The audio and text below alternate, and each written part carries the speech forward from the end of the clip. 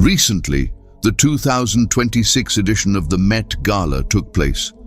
The event the whole world waits for.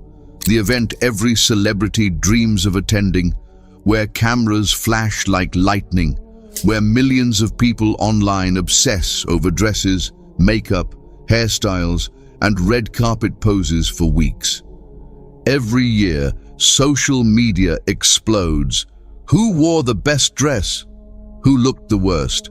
Who stole the show? Who broke the internet? And this year was no different.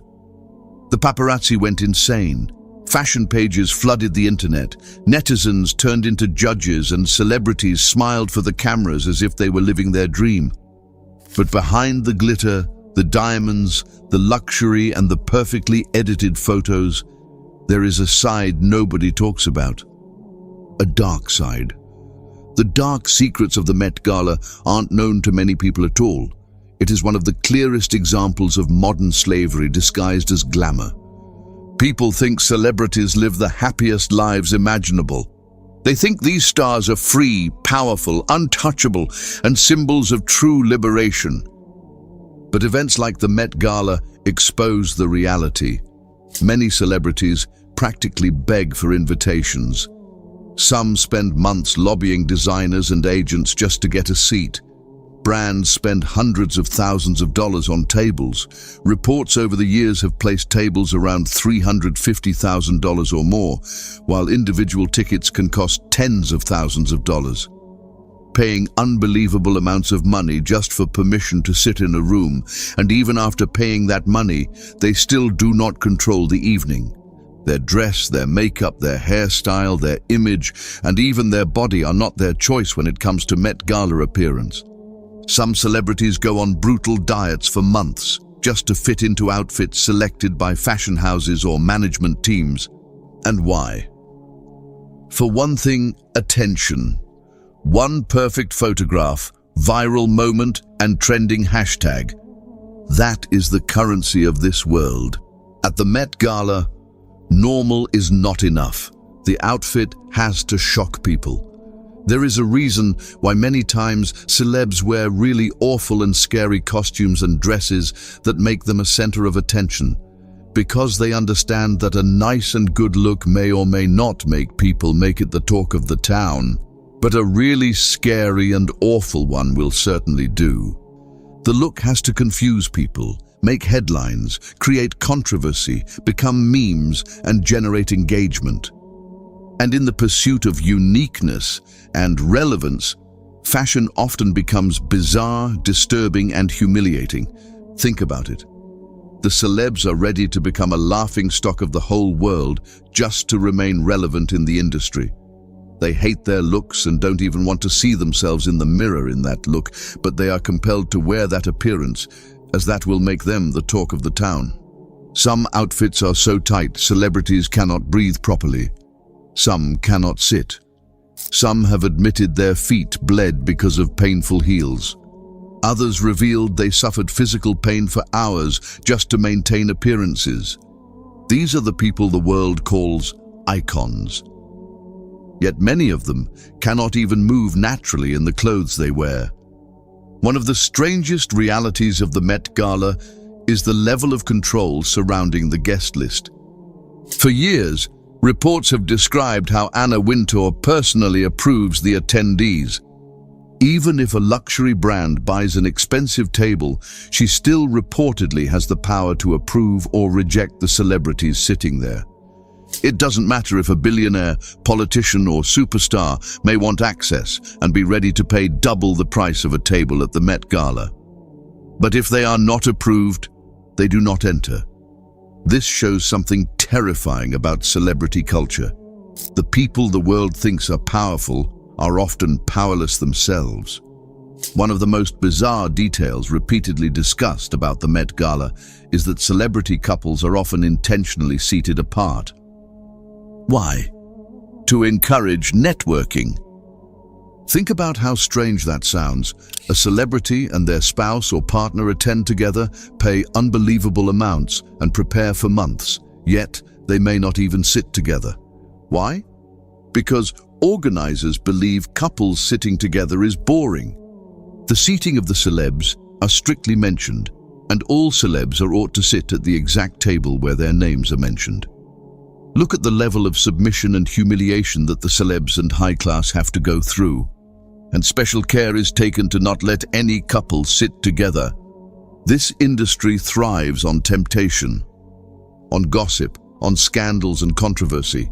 Couples sitting together will not lead to any scandal, but them sitting apart with someone else might spark a rumor and gossip, which is what this industry wants. The secrecy surrounding the Met Gala is another thing many people find odd. Phones and selfies are heavily restricted inside the event. But why such secrecy? Why is one of the world's most publicized celebrity events also obsessed with controlling what the public sees? People only get carefully curated images, carefully selected clips, and carefully managed narratives. Nothing raw or uncontrolled, or rather, nothing goes out from the event that the organizers didn't want the world to see. Speculations arise that something satanic goes on behind closed doors, which the participants are ordered to never mention out in the public. Menus are reportedly designed with bizarre restrictions too. No garlic, onions, and messy foods like bruschetta. Why? To avoid bad breath and preserve appearances at all costs. Everything is controlled, everything is artificial, and everything is designed to maintain an illusion. These are the celebs who the world adores. They are not even in control of their own selves. They are a part of a system that has made them nothing more than slaves of this industry. The Quran warned humanity about becoming deceived by worldly beauty. Allah says in the Quran, "The life of this world is no more than the delusion of enjoyment." The Met Gala perfectly represents this delusion. A room full of people pretending to be happy, fulfilled and free, while the truth is that all of them are trapped in an endless cycle of pressure, anxiety, image maintenance, and validation seeking. Hours of makeup, hair preparation and styling, all for a few minutes on a red carpet. And then, the internet moves on to the next trend. These are the celebrities the youth idolize. People wish to become like them, dress like them, look like them, and attain their fame and status. But events like this reveal a shocking truth. These celebrities themselves do not even own their own image anymore. They cannot wear what they truly want, cannot always sit where they want, cannot eat what they want, cannot say what they want, and cannot present themselves naturally. They suffer physically for approval. They live a fake life, a life that is presented by fake images, uploads and reels of them. Nothing about them is real. They themselves cannot recognize themselves at night. This is not freedom. This is worse than ancient-day slavery. Modern media constantly tries to portray Islam as oppressive. They mock the Muslim woman for covering herself. They claim modesty is slavery. But look carefully at the contradiction. A Muslim woman covers herself on the command of Allah. Allah has given Muslim women the command to be protected from men's lustful gazes so that she is not forced to do something she does not want to do, such as waxing, making hair, fillers, enhancing body parts, and so on. A Muslim woman does not need any of these things because she, as a Muslim woman, is considered a pearl, and these things do not add to her value. Rather, they degrade her. Meanwhile, many celebrities are pressured into wearing revealing outfits they are uncomfortable in, tight dresses they cannot breathe in, and outfits designed specifically to attract lustful attention from millions worldwide and undergo painful procedures so that all the males of the whole world look at her like a piece of meat. And society calls that freedom. How? When a woman obeys the command of Allah, the command which gives her security and liberates her, then it is oppression. But when a woman is forced to obey society and in that loses her self-worth and protection in it, then it is freedom. Met Gala looks of women are a clear example of how society wants not only to undress women, but also to make them a laughingstock and a slave of this industry. Today, all these so-called celebs who attended the Met Gala, whom the whole world admires and is now talking about, are actually slaves to fame, luxury, attention, and status. And the Met Gala is one of the clearest symbols of that slavery. People spend fortunes just to stay relevant for a few weeks online. The host of the Met Gala, Anna Wintour, doesn't even let these high-class celebs who have paid thousands of dollars for just a seat at the Met Gala talk to her for more than a few seconds. Yes, this is how much humiliation and embarrassment all your celebs face while they go to this event. They are considered so low that they can't even talk to Anna as per their wish. These celebs who are being humiliated at this event spent tens and thousands of dollars to get a seat. Still, they didn't receive the attention and respect they were hoping for. They actually achieved nothing except for fake attention that will fade away in a few weeks.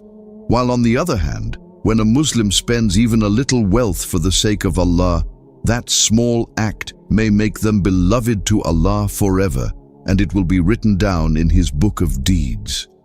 Imagine the difference. One person spends hundreds of thousands for a dinner table and temporary internet attention, which too will fade away. Another spends a tiny amount. The Prophet, may Allah's peace and blessings be upon him, said, "This world in comparison with the hereafter is like the amount of water one of you gets when he dips his finger in the sea. Let him see what his finger returns with." Perhaps the greatest illusion of all is that society convinced ordinary people they are inferior to celebrities. But maybe the opposite is true. Maybe the truly free person is the one not enslaved by public opinion. The one who can wear simple clothes without fear, does not need validation, is not starving themselves for internet praise, lives with dignity instead of performance, and who worships Allah alone is actually free, free from the shackles of this temporary dunya. But the one who worships dunya will always remain its slave. And the Met Gala may be one of the clearest windows into that reality. May Allah guide us all to the straight path. Ameen.